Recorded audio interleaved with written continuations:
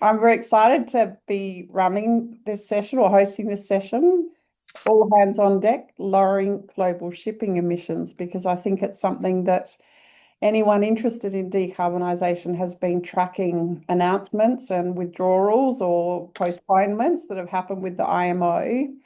And I think, many, and this might be a generalisation, possibly take for granted the whole of the shipping and what goes on. So I think we're very fortunate to be able to have this session today to really raise the profile of what's going on, and especially now in what's happened with geopolitics and so forth. Shipping is such a crucial part of the world's economy, and obviously also accounts for a large amount of emissions. And so what we can do to decarbonize, I think, is important. So finding out what's happening from an industry perspective is really exciting for me.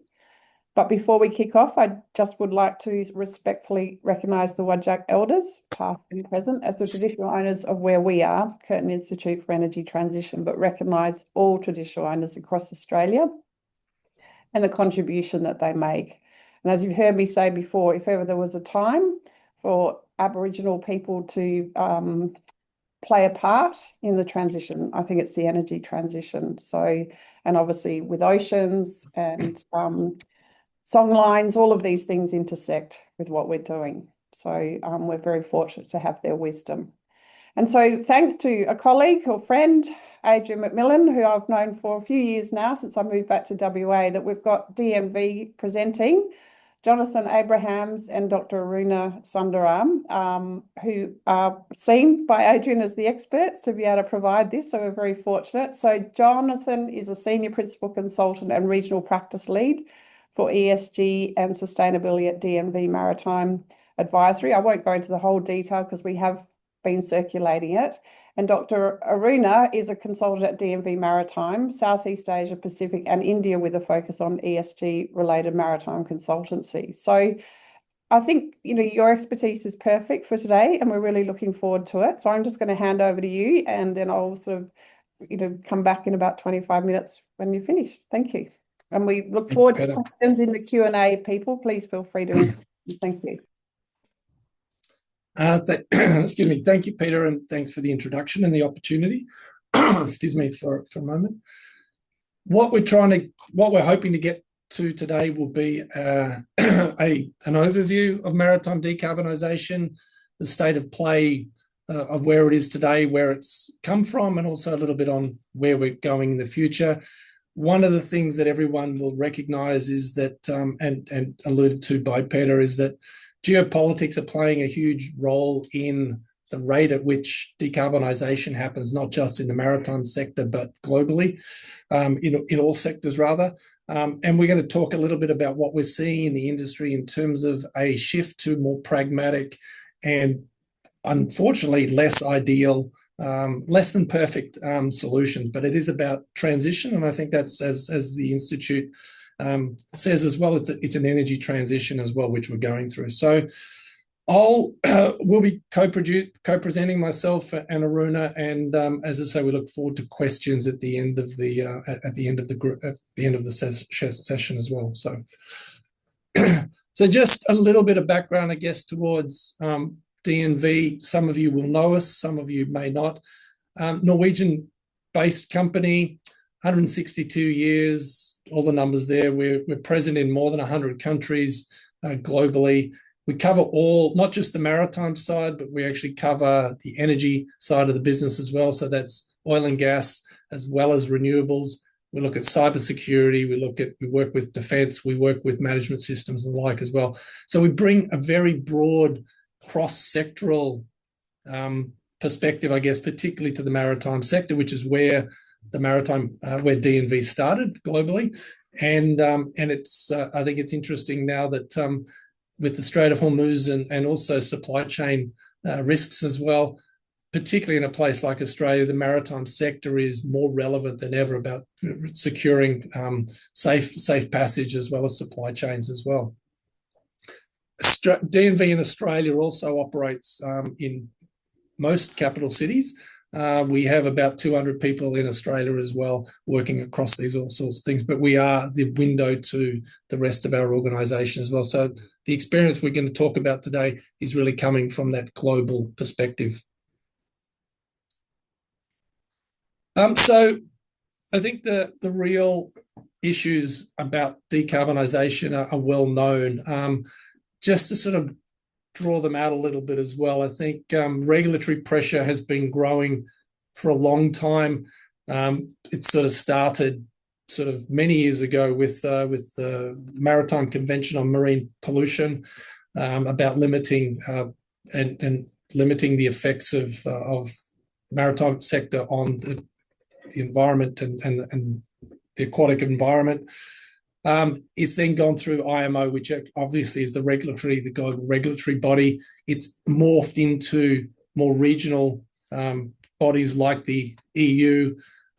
We have them in the ASEAN region, and we have others as well. All of these are placing pressure on ship owners, cargo owners, ship operators, and the communities in which they operate. This is a constant and a consistent sort of pressure that's being applied. It sometimes comes in peaks, but generally the pressure to decarbonise has been there for about 20 plus years. And just personal reflection on that is when I joined DNV about 20 years ago, we were talking about energy efficiency, and that was to save money. We moved through the global financial crisis to trying to make a more positive spin, and we're sort of saving emissions. It then went back to increasing productivity. It's then decarbonising in molecules. So same theme, same output, but the same theme it keeps on coming through, as we need to keep on doing better, improve all the way through. On top of that, the commercial demands, I think, as we all know, is that if it costs more to transport goods, that gets passed on to the consumers who are the end users of the goods as well. So there's a constant pressure from the supply chains to reduce fuel costs. And part of that commercial demand as well is related to emissions more recently as well. Scope 1, 2, and 3 emissions, which most of you will be aware of, traditionally, or sort of more typically now, being sort of reported up and downstream. So the ship owner has an obligation to reduce emissions as much as possible, lest they pass on costs, unnecessary costs or provisions to their customers as well. So commercial demands are always there about doing things sustainably from a financial perspective, not just from an environmental perspective. And the financiers and the insurers, I think, are leading that as well. There's a lot of greenwashing, as we know, out there in the world. A lot of things which are purported to be green or sustainable are not really. But that's really where the money comes into not only fund alternative fuels or alternative fuel-efficient solutions, but it's also about shareholder value and the like as well. I keep going back to sustainability in the maritime industry is not just about the environmental impacts, it's as much about the sustainable business that they're in. And like it or not, we need to make sure that the best businesses stay in business so they can achieve the goods, the outcomes that we need. In terms of decarbonisation today, near term and long term, there is a global target of being net zero by 2050. And when I say global, that is from the International Maritime Organization and all the nations which have signed up to that to the conventions of MARPOL Annex 6 as it is. It means that it's not, as it's presented here, a linear progression from the 2020s down to 2050. There will be peaks and troughs depending on supply of fuel, the availability of technology, global crises like we had in COVID, like what we're experiencing now with the Straits of Hormuz. But it is moving in the direction and the obligation around 2050, the maritime sector globally being decarbonised. It means that from the perfect state to what the more pragmatic state is, we're looking at drop-in solutions, we're looking at low to zero carbon fuels, we're looking at onboard carbon capture and storage, which we'll get to as well. So there's a range of different measures that the industry is addressing, or sort of is implementing to try and address the trajectory and the targets which have been put out there. One of the things is, as we mentioned earlier, is that the uptake of technology, the uptake of fuel, of new fuels, is varied across the globe. What we are seeing is, as I mentioned earlier, the commercial pressures on new fuels, on new ships, which actually are able to use the new fuels, is not something which is a like for like. It costs considerably more in many cases to build or retrofit an existing vessel or a vessel that runs on marine diesel to be able to burn methanol, ammonia, hydrogen, or batteries. Those costs need to be borne by someone. But what we do see is that, particularly with the EU and the fuel EU and the emissions trading schemes that are in place in Europe over the last 5+ years, we're seeing the commercial case or the business case for having these alternative ships or alternative fuel ships running and operating around that region is driving the uptake of these technologies.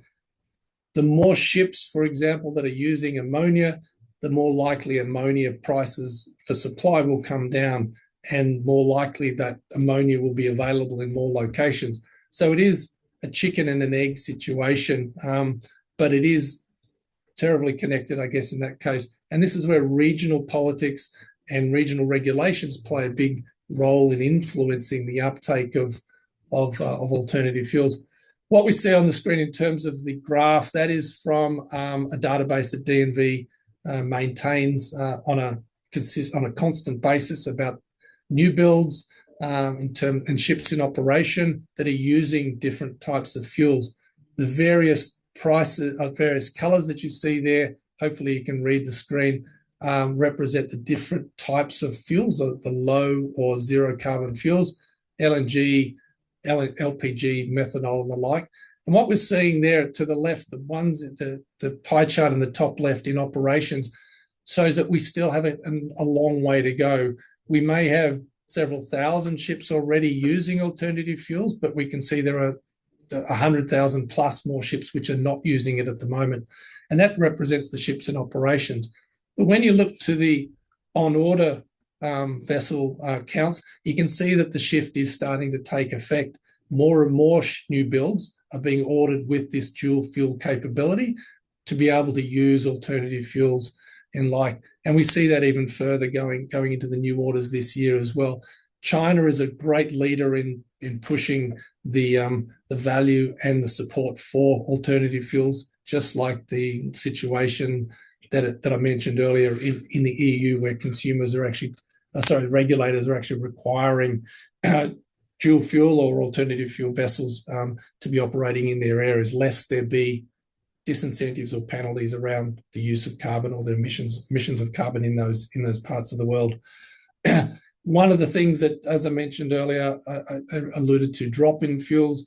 In this transition, drop-in fuels are the ones which are becoming more and more easy to get supply of in more locations. And that's where we look at biofuels, we look at LNG. There's a very large and wide supply chain for LNG as it is today. Methanol is now coming on in greater numbers as well. And that's simply because those fuel types require less changes on a traditional ship or traditional ship design to actually continue to operate like that. Ammonia and hydrogen, on the other hand, very different chemical characteristics, very different piping and systems characteristics that are required. So it's really whilst the hull may look the same, the systems for propulsion will be largely different. Fuel tanks will be largely different. That's one of the reasons why there's a slower uptake in ammonia and hydrogen, lest there be greater supply or greater demand on those things. So there's a range of different things which are changing the nature of the uptake of alternative fuels and decarbonised solutions as we go today. We will get onto a few of these as well. One of the other things I mentioned too as well earlier about fuel efficiency and energy management, we're also seeing an increase of late, particularly in the last 2 to 3 years, a renewed interest in energy-saving devices like wind-assisted propulsion systems, looking like advanced coating systems, where the fuel is not the only thing that is going to reduce emissions. These are relatively cheap compared to a new vessel or using new fuel. But as the trajectory, as was shown in the earlier slide, we need to continually improve and decarbonize year on year, and all these smaller savings through coatings, through assisted propulsion devices and things like that, they all help in the transition or the interim period before we suddenly have, well, not suddenly, but we have at scale zero carbon fuels available in all the locations which we need them. It's to you now. Yeah. Over to Aruna. Yeah.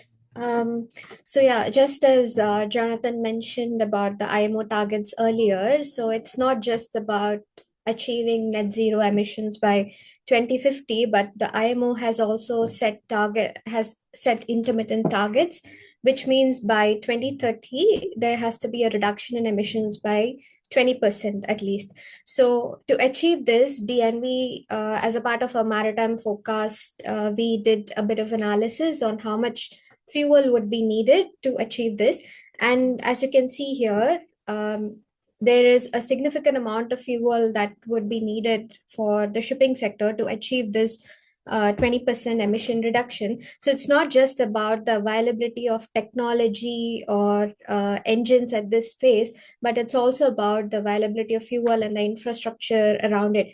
And when it comes to fuel, shipping is not the only competitor, because it competes with some other industries such as aviation and even other oil and gas industries, which are ready to pay for the high price of these fuels. So that's where it is important to look at energy efficiency options and also other alternatives, just as how we titled the whole presentation, that there are the pathways to decarbonization. It's not straightforward, but there are multiple options that need to be considered at the same time, and some of them could be more transitional, some are long term, which is the use of alternative fuels, which will be the end game or the final goal that we want to achieve. So here is where the other stakeholders can play a major role, and shipping cannot operate without ports, and that's where the role of ports become heavily important. So this is again a bit of insight on how much emission reduction that can be achieved with the support of ports. So if when the ship is at berth, it burns fuel in its auxiliary engines, irrespective of whether it is produced, whether it's the conventional fuel or it's the e-fuel that we are looking at. The direct electrification, even though the shore power is not produced from green source, it can still help to reduce emissions up to 7%, which directly contributes to what emissions can happen at the port. And it's also accounted as a part of ports scope 3 emissions, because most of the ports across the world, they are more focused on how much emissions can be reduced from their scope 1 and 2, which are their direct emissions and the purchased electricity, but there's much less focus on what they can offer to the customers. And that's where a regulatory push, as well as the investment or the benefit that they can get by just installing the shore power, can bring to the overall emission reduction scene. So here are some examples of regions where shore power requirements have been mandated or continuing to be reinforced. So EU Maritime, for sure, like most, they have mandated that from 2030 onwards, most of the major EU ports should have shore power in place for the vessels that visit the ports, and especially if they stay for more than 2 hours in the port. So this kind of pushes the whole supply chain, especially from the port side as well as from the regulatory side, to invest in these technologies which can help achieve shipping emission reduction more quicker than what we can achieve by waiting for the fuel supply to pick up. Similar, but at this stage, from the recent analysis that we did, we see that only 3% of the total ports in the world have shore power installed, which is really low, and most of this is concentrated either in Europe and some parts of California and China, because that's where the mandates are coming. But there are many ports that can take inspirations from there, can do their own cost benefit analysis, and then think of a way to introduce shore power systems. Again, as I mentioned, it doesn't have to be powered by green source of energy or electron. It can be just the normal electricity supply that we have, which can bring down the emissions by 7%. So this is where the ports can play a really major role in bringing down the emissions. The other aspect of things is when it comes to energy efficiency as well, is how or emission reduction technology is onboard carbon capture, which has been most of the time debated about, because it's always about who is going to use the captured carbon and how do we offload or offload this carbon, and what's the value of this carbon that's being captured. But however, again, from the analysis, what we understand is if only 20 ports in the world, the major ports, if they can build an infrastructure to capture these carbon that's been captured from, say, the major segments, that's bulkers, tankers, and containers, this can bring down the overall shipping emissions by 19%. So onboard carbon capture has a significant role to play in the overall global emissions that is generated from the shipping sector.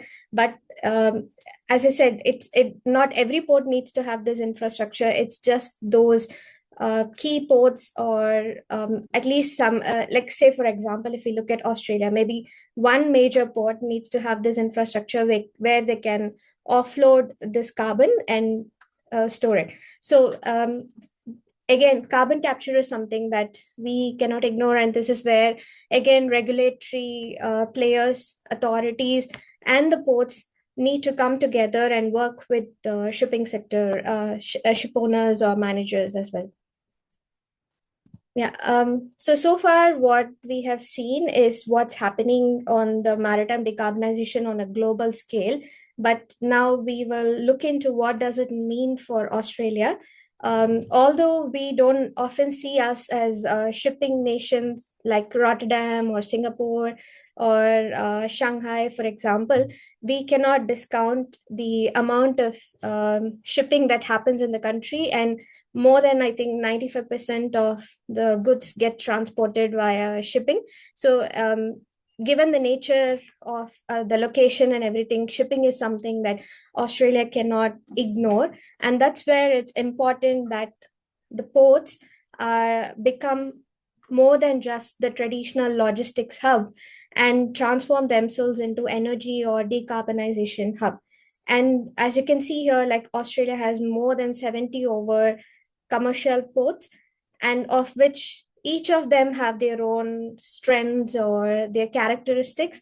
One where, like say, for example, if we look at Melbourne or Sydney, it's more container driven, whereas Fremantle is more bulk carrier driven. So every port is unique in its own way. The trade and the cargo mix that they handle is different, but they're all equally important to the country's economy. And that's where it's important that these ports support the overall maritime decarbonization journey by looking at alternative fuel bunkering, onshore power supply, and onboard carbon capture wherever possible. Not everyone needs to do everything, but these are the key things that they need to look at when we talk about decarbonizing the shipping sector. And it's not just this, but also looking at how productive and how efficiently they can operate on a day-to-day basis, which can also bring down the emissions that happen at the ports locally. So here is a snapshot on what Australia has already been doing in different parts of the country. So For example, Port of Newcastle, they have been actively involved in setting up their clean energy hub, where they have done some trials on biofuels. They're actively involved in reporting their in reporting their emissions inventory, etc. Then in Pilbara, for example, there's been trials that happened on ship-to-ship ammonia bunkering, which is happening together with stakeholders from Singapore. So there is some push towards the use of ammonia, or introduction of ammonia as an alternative fuel. Then Fortescue, for example, is looking at how they can accelerate shipping, zero carbon shipping. Down here in Melbourne is where we've feasibility studies has been conducted for low carbon methanol. Then in Sydney, for example, the introduction of shore power for cruise vessels, that has been on the agenda. So there are multiple stakeholders working on different things which suit their need and their business case. And yeah, so that's where every port here is unique, and they need to look at what is more valuable to them and what is more important to them, and pay push their attention in that direction. Yeah, and I think if I could also just go back one slide, just to illustrate the difference in approaches. We, as in DNV, have been working with just about every port that you see on the map, and many more as well. And almost all of no two pieces of work that we're doing are like each other.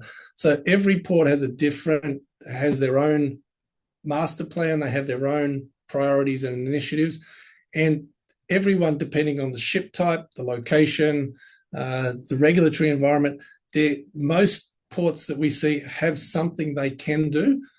So I don't want us to leave you with the impression that ports may be not only the solution but also the problem. I think every port has its own drivers, and every port has their own stakeholders that they need to manage, whether they be government owned or whether they be private operators. So we do want to sort of paint a slightly more positive picture than what potentially you're hearing, is that everyone can do something. And I think when we talk about maritime decarbonisation as well, we alluded to some are going down the path of alternative fuels. Others are looking at energy efficient devices as well. So there's something to move those extra percentage points down along the line of trajectory as well.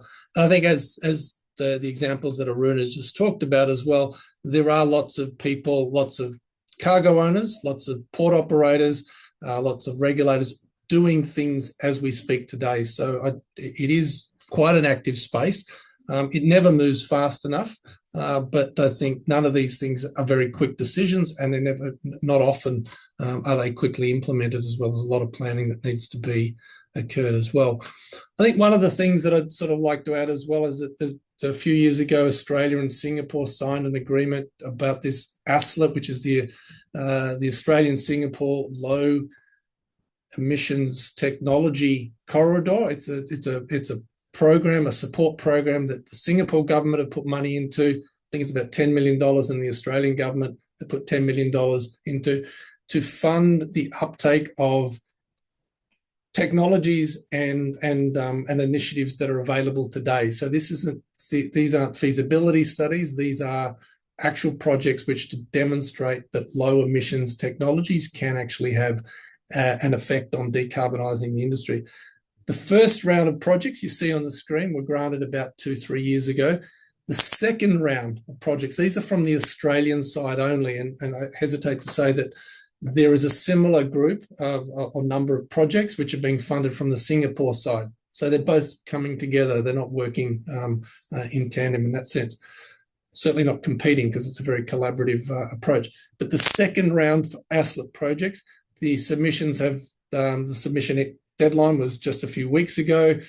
The evaluation of the next round of recipient projects starts this week, actually. And we'll see another tranche of projects which will be initiated and funded through this ASLIP program to actually demonstrate the viability and the business scalability, I guess, of low emissions technology.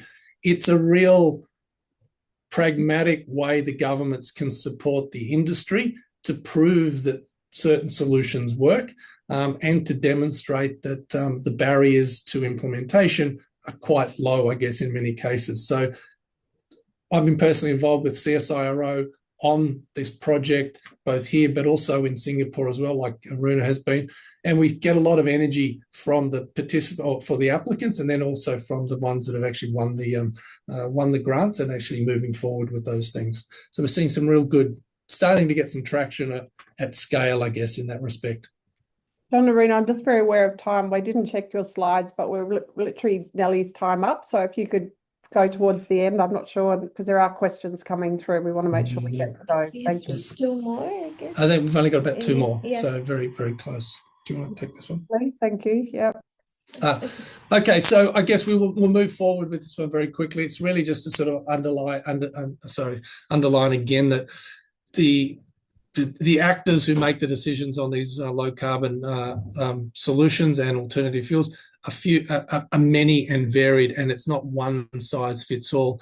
All of the players that we see there, whether it be government, cargo owners, ship owners, etc., all have a part to play, and they do actually roll into the same towards the same outcome, and that is decarbonising or reducing fuel usage and emissions as well.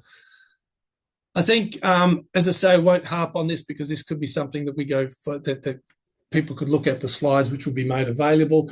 There are, as I alluded to with the ports, many solutions and many options for owners, stakeholders in the group to actually start to look at what they're doing, how they can plan for decarbonising, how they can plan for a pathway towards a decarbonised future.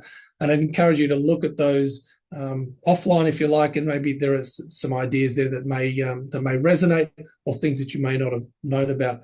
But I will say that, just again to reiterate again, it is a combined effect. It's not just the ship owner and it's not just the fuel supplier, for example. Everyone needs to work in collaboration, and that's usually not always, but that will ultimately produce the optimal outcome if everyone is on the same page at the same pace. Not easy to achieve, just like many other things, but it's something to aspire to. Perfect. Thank you. I think, Peter, we will leave it there. All right. Thank you. If you could stop sharing, Aruna, so we can see you as people, it's much easier, I think. But thank you for that. That was a really great overview. And obviously we could talk about this for hours, but I do like to get to the questions because I think that's where the meat comes in. But that was a really a good framing. And I guess I was thinking about the fact that, there's 7% of emissions that can come from onshoring, that electrification and so forth. And we know ports are sort of going after this, and there's a question coming up on that, which I won't ask. But I think also the fact that you're saying it doesn't have to be renewable energy, it doesn't have to be green, and you still get an emissions reduction, I think shows the emissions of those dirty fuels of shipping that we're moving away from in many ways, I guess, highlights that difference depending, I'm assuming. I mean, I haven't looked at the life cycle assessment, but I guess key question right now, as we've talked about geopolitics and things, what are your thoughts on the delay of the IMO and the forthcoming decision, because it's supposed to be coming up? Are you making bets or any thoughts on where that might land? Hold it to you, and it's fine, but I think it's very interesting, and anyone that's interested in this agenda was look, I think the wash up of the disappointing news last year when they put the implementation of the net zero framework on hold, it was really down to the pressure from the US, and that really did have a big influence on the willingness of nations to vote to implement that last year. However, one of the things that was pretty clear back then, and it is still clear today, is that the net zero framework, one of the key elements of that was this fund, which would raise 10 to 15 billion US dollars a year from effectively the penalty of using fossil fuels over green fuels against these trajectories. The biggest stumbling block was how that was going to be administered, and that was a reason to slow down or to postpone the implementation of the net zero framework. It is still something which is of hot debate today. I was in a meeting only just yesterday with the department, and maybe some on the call as well were as well. but it is about how to govern the implementation of fuel penalties, how to administer the funds back to flag states, to ship owners, to whomever. There's a lot of unanswered questions on that. I think that's the pragmatic side of the ideal that is still forcing some delays, I guess, in this. And I suspect there will be further delays whilst the current administration in the US is pursuing its own agenda on that sort of front, which no doubt influences things. But I think it's also symptomatic, I guess, of that it's difficult for small parts of the globe to go it on their own. It doesn't mean just because the EU has its act together in terms of emissions trading, doesn't mean that the rest of the world can decarbonise at the same rate. So it's a little bit out of sync. It's a convoluted way of saying I don't think there's a super clear path forward on this, except, as Aruna mentioned as well, there is a mandated and an accepted trajectory to be net zero by 2050. So we're now playing catch up in terms of alternative solutions. Which I think, the whole world has seen the mandates, and then we're behind on everything. So, So look, I go to some of the questions online. So Tim Bateman said, do you find that ammonia and methanol are broadly suited to different vessel types, uses and sizes, or are they similar? No, I think at least from the trends that we see, containers are more container ships are looking at methanol more, whereas tankers are looking at ammonia, because it's primarily also because given the nature of ammonia as a chemical, it's been handled over many years as an industrial chemical. They know how to handle it. So that's where the tanker segment is at this stage pro ammonia, whereas for container ships, given the complexity of handling and everything, and also partly pushed by major lines like Maersk, that's where they are looking at methanol at this stage. So it's going to be different for different segments for sure. And in terms of their trade routes and everything, it'll be different as well. So it's not going to be one size for all. If I could just quickly add to that as well, one of the key differences between ammonia and methanol are the safety factors. The perception of ammonia as a toxic substance inside a container port, like in Melbourne or Fremantle or Sydney, are much more harder to overcome than ammonia in tanks at the Pilbara, where there's very few people living. So those factors come into play in terms of which ship types and which ports are starting to take that up. Yeah. That's interesting. I can remember I do a lot of work on community and social license to operate. And I was invited to give a talk, must be, 5-6 years ago, to the Ammonia Energy Council that were doing a lot of this work for shipping and the opportunities. And yes, even there, the top leader was expressing concerns about safety, having that on board so close to humans, blah, blah, blah. And then, there always the engineers, we can handle it, but as a science in society person, the unintended consequence of things when things go wrong, right? It's always interesting. And obviously health and safety is a huge concern for which are, through shipping and ports and everywhere. So I'm sure all of that's been thought through. So moving on, Brad Tristan said, my company's delivering SAF project solutions. Why don't we ever hear about synthetic maritime fuels when there appears to be a market for this? I think it's mainly because of the competition that's there with the other sectors, because the production scale is not yet there. And when sectors like aviation and others can afford it at a higher cost than shipping, and that's where I think the demand gets shifted. Yeah. If I could also add as well, one of the things about the difference is that, for example, green ammonia is now being produced at quantity and at scale in China, and if a bulk carrier bunkers in green ammonia in China, it can get to the Pilbara and back without having to bunker again. So you don't need fuel in every port in the same way that you need fuel generally in every airport. So there's a bit of a few logistical challenges on that sort of front as well. Yeah. So for a while, that was, all the ports are saying, can we become a bunker so all the ships have to come to us? And then the economic returns of that as well, what it brings. So this question, I'm interested, I was thinking about it, I think I know who asked it. What studies have been done on the key Australian grids of the NEM or WEM and the demand draw vessels would have if using shore power? And are our grids shore power ready? Thinking about renewable energy, data center. Yeah, what's your answer? This bottleneck, or at this stage for many ports to adopt shore power, is the grid capacity and whether the grids are ready for it, which we acknowledge and agree. But yeah, it's just that that's where I think the regulatory side of things plays a role, because when the grids are not ready, the ports cannot do beyond what they can. That's where when the government pushes things forward, then the whole supply chain will develop. At least that's my Yeah, and I think that two aspects of that. Grid capacity is an issue, but it's also who's paying for the increase in grid capacity. Is it passed directly on to the port and then the port users, or is it borne by the energy supplier? And and with countless examples of where the grid operator has asked for a port or a ship owner to actually pay for grid capacity increase at tens of millions of dollars with the end game being that the ship owner who pays for it doesn't actually control the grid capacity going down to his or her ship. So there's a lot of the economics around getting shore power to the ports is a big issue. But at places like Sydney, it's generally cost. It's not necessarily the interest, because fundamentally pretty much every ship out there can take shore power as it exists today.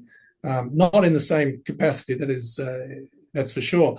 But it's not that the ship owners don't want to use it. It's just that it's not available at a cheap enough price or in the locations in which they transfer cargo. So it's a bit different. Although, yeah, anything that starts, like you say, demand supply, anything that drags on something is going to have a knock-on effect somewhere else. And we certainly haven't been deploying our renewable energy at scale, nor the grids. I just saw something in the energy this morning around if someone gets in, then they're going to change the whole VNI West, and you just go, hang on a minute. Yeah. It's just, there was another aspect I was going to mention earlier about when you mentioned, Peter, about social license.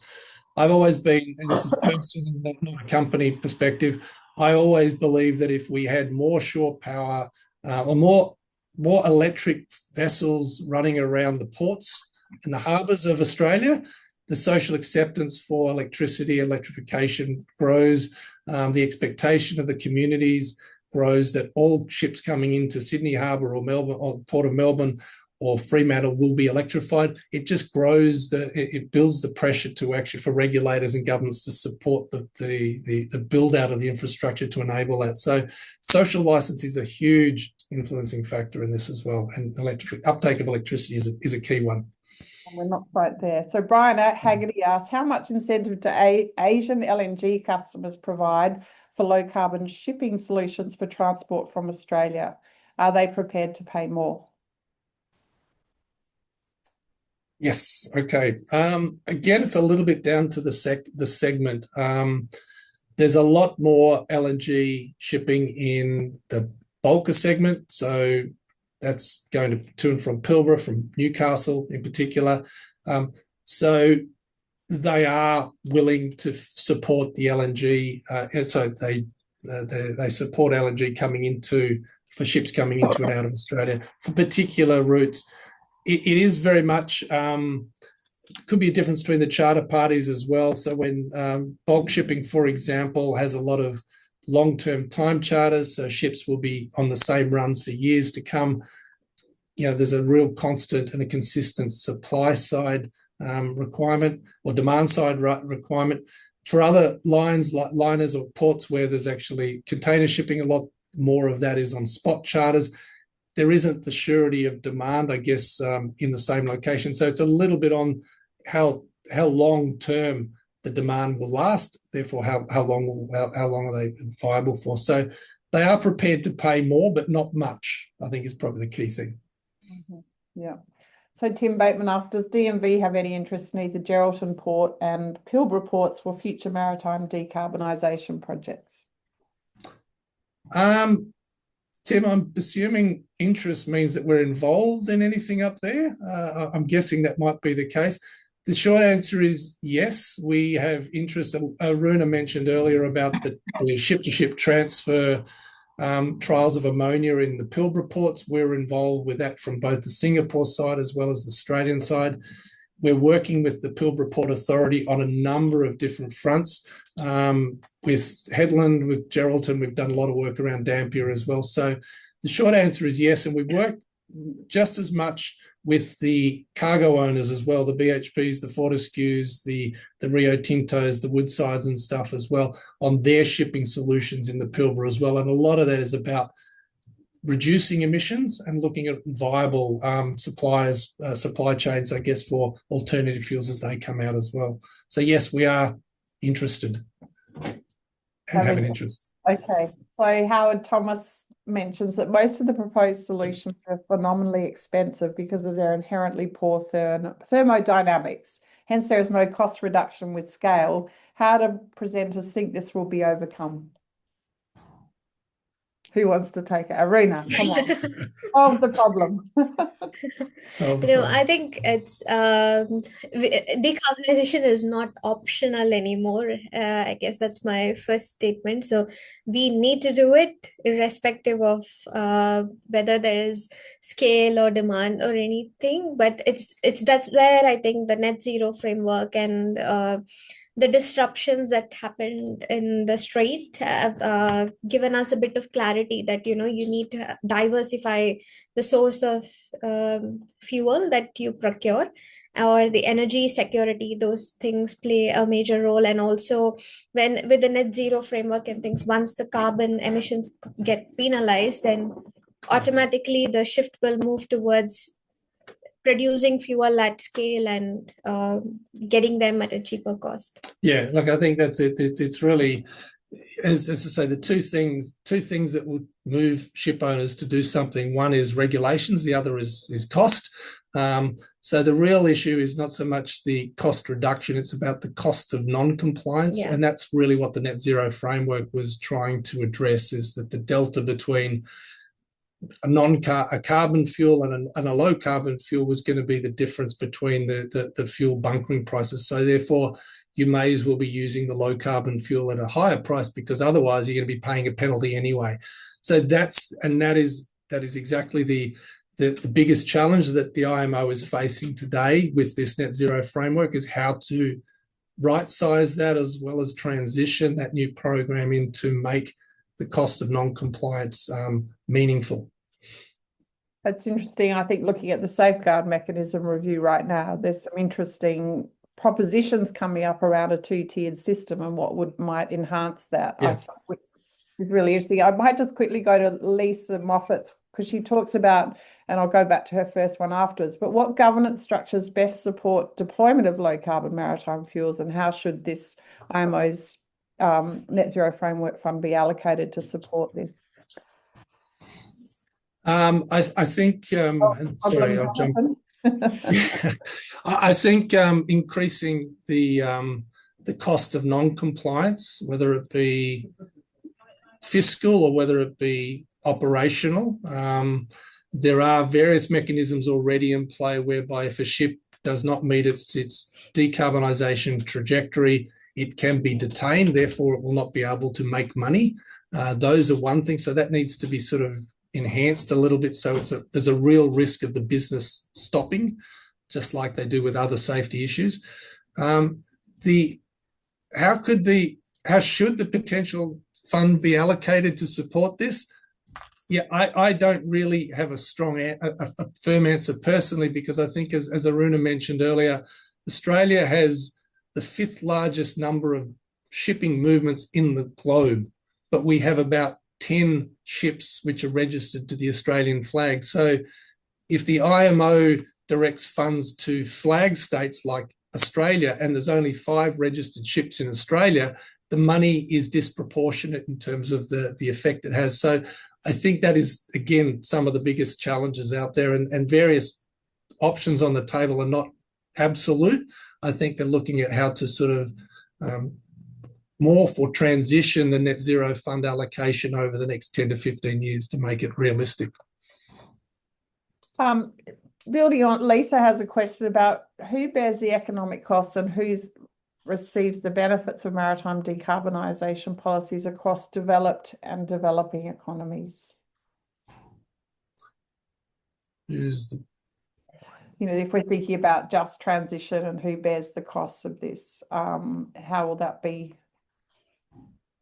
Yeah, I would say that ultimately consumers will bear the economic cost. That's taxpayers and or consumers of the goods which are being transported, whether it be primary resources like or raw, so the basic resources like iron ore. It will all get passed on down the chain. So that will be, if it costs more money to get iron ore to China or gas to Japan, ultimately the end consumer will pay for that. There's no doubt about that.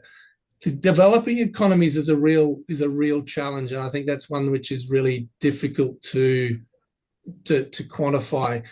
We expect that the developed nations are the ones which will develop the bunkering infrastructure. They will have the supply chains. They will have the scale to be able to decarbonise or get the benefits of decarbonisation through the penalties or whatever it might be.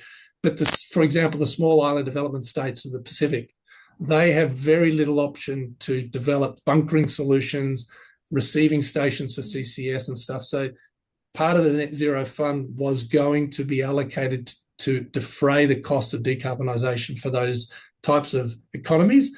And that is a real, in my opinion anyway, I think that's, and generally well known, that's a really good use of the net zero fund to actually support developing nations, because they have no infrastructure, they have no economies to actually build out the infrastructure. So I think that's the developed nations will bear the cost generally, and the developing nations will need to bear the benefits much more so, but disproportionately, I guess, in some respects. Often the way, right? So Nick Burke asks, what happens to the CO2 that is captured on board the ships once it is offloaded? Is this currently being done? It's not okay. If on the industry side, like that's the oil and gas and other industries, it's happening. But for the shipping side, I think there are some feasibility studies or concepts that are being developed, especially in the Nordic region, to look at how this CO2 that's been captured can be either offloaded or put back on the ground. So there are some studies that are ongoing. It's not completely established yet, but at least it's in progress. Yeah, and I think the generally speaking, the idea is every ship has its tank. It pumps it to a holding tank on board on shore, and then a carbon tanker comes along, offloads that at bulk, and then goes and sequesters it, for example, into an offshore CCS site or an onshore CCS site. So it's just removing the problem from at a small scale, aggregating it and then taking it to where it would normally be done anyway. So that could be an inland sink, or it could be an offshore one as well. And there are several of those being developed around Australia and around the region. Yeah, and I think the purity of the carbon is also a key factor there. That's also a challenge at this stage, because multiple segments of vessels may come with different quality of CO2. So they need to be treated properly before it's been sequestered. So that's one thing that's been investigated as well. Yeah, and the whole CCS has its own social license. Yes, that's it. So Hugh asked, this is, I think, is interesting, because I was thinking about this as well. Is decarbonisation likely to affect the operational lifespan of existing ships? And is there now an incentive to decommission vessels and purchase more efficient ones? So what is that changeover, and what are the considerations around life cycle too? Well, generally speaking, I'll give you a couple of examples. In the Pilbara, for the major iron ore carriers, they generally don't charter bulk carriers which are more than 15 years old because of safety and efficiency concerns. And there are different levels of efficient engines, which actually the more recent ones are much more efficient. So therefore their carbon footprint is much less, or carbon emissions profile is much less.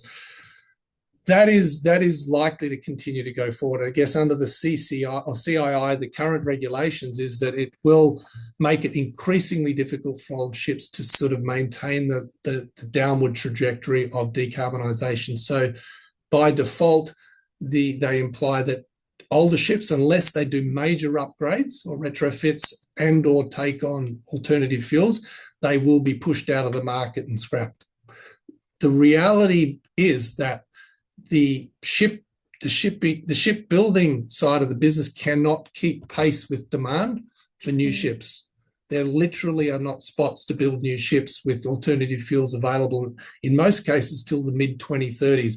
We know cruise ship companies who are booking slots in shipyards starting in 2037 because they cannot get a spot in the shipyard yet. And the cruise industry is one which is a very quick uptake in alternative fuels because they've got 3,000, 4,000, 5,000 consumers on board the vessel hoping that they're not polluting the environment.